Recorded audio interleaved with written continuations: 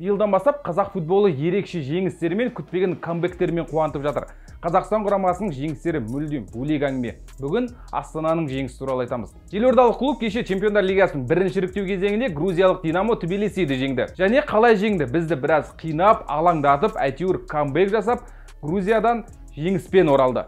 Бұл екінші тайм арнасы, мен Есет Төлеш. Бүгін кешегі Астананың камбегі туралы сөйлесеміз.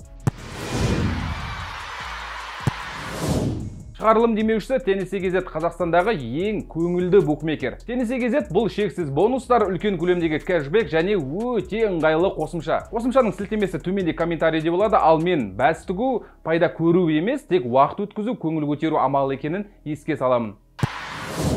Астана аренадағы бірден кейін негізі жанкүйерлердің үміті су сепкендей басылып қалған болатын. Өз алаңымызда грузиндер жеңе алған жоқпыз. Болды, Чемпиондар Лигасы қош бол деп қоштасып жатыр еді, бірақ Астана футболшыларының өз айтары бар екен. Грузия астанасында 200-ге жуық қазақстандық жанкүйер болды. Оларға мың алғыс. Астана футболшыларына біраз қолдау көрсетті. Бірақ расын айтқанда Бабаян біраз таңғалдырды. Негізгі құрамда 3 қазақстандық болды, 8 легионер. Жалпы Астананың Еурокубоктағы құрамына үйреніп қалғанбыз. Астана қашанда легионерлерге көп сенім артады.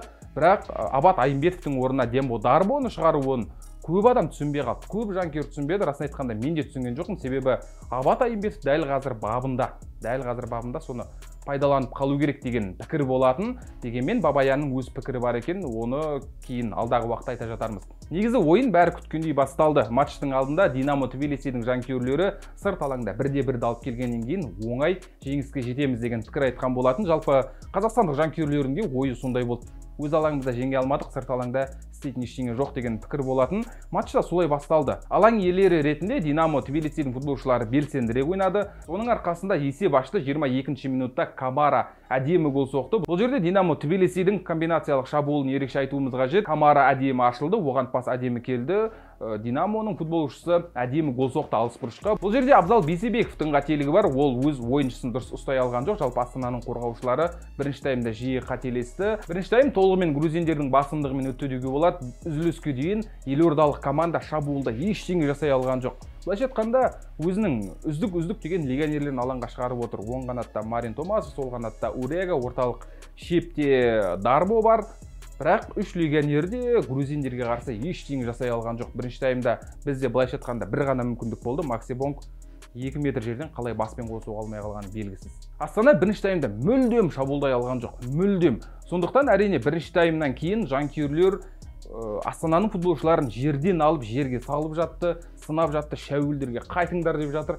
Шынымен шәуілдерге қайтатындай ойын көрсетіп жатты. Ал енді екінші тайм мүлдем бөлек. Екінші тайм бұрынғы, баяғы осыдан 5 жыл бұрынғы Астананы қайта көргендей болдық. Кетивуама, Кабананга, Максимович, Каньяс секілді мықты футболшылардан құралған Прайм Астананың ойыны шамалы елестеді көзге Еурокубоктарда. Себебі екінші тайм бастала сала Астана бірден шабуылға көшті. 50-ші минутта Абзал Бейсебеков гол соқты.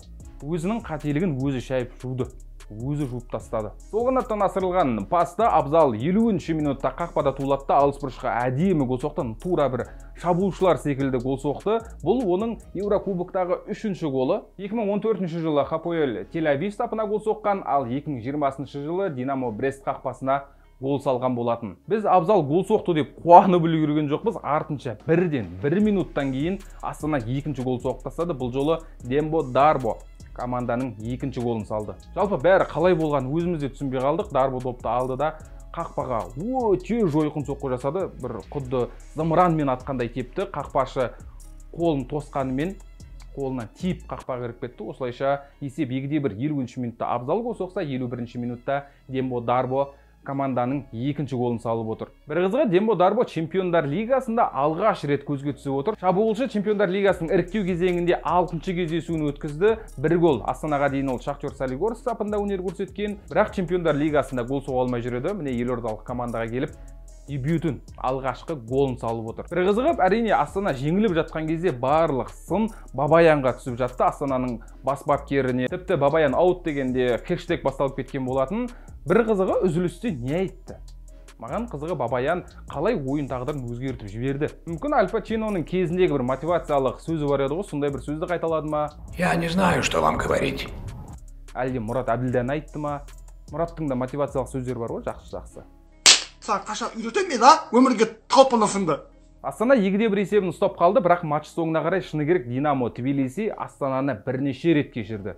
2-3 метр жерден қақпаға қалай тура соққы жасай алмай қалды. Қақпаның маңдайшасына тиген жерлері бар, бірақ абырой болғанда Астана әйтеуір қорғаныста сауатты ойнады. Бұл матчта кім үздік болды? Расын айтқанда Астанада кеше мына ойыншы үздік болды деп біреуін айту қиын. Себебі Астана команда ретінде жеңіске жетті. Кейбір кезеңде нақты бір футболшы күшті ойнады, кейбір кезде мына футболшы күшті ойнады деген секілді қосқапталы арқылы, алаң ортасы арқылы жалпы Астананың әр позициясы, әрбір ойын минутында күшті өнер көрсетті. Сондықтан мен расын айтқанда дәл мына футболшы үздік деп ешкімді айта алмаймын. Бірақ ойын ойнамаған футболшылар бар. Мысалға Марин Томасов қартайғаны көрінеді. Расын айтқанда тамызда ол 36 жасқа толады. Қазақстан премьер-лигасында мүмкін биыл жақсы өнер көрсетіп жүрген шығар, бірақ Еурокубоктарға Марин Томасов қартайған секілді. Меніңше Динамо Тбилисиге қарсы бірінші матчта да, екінші матчта да Томасовтың ойыны жүрген жоқ. Баяғыдай гол пасов жоқ, өкінішке қарай. Осылайша Астана әйтеуір Чемпиондар лигасының келесі кезеңіне жолдама алып отыр.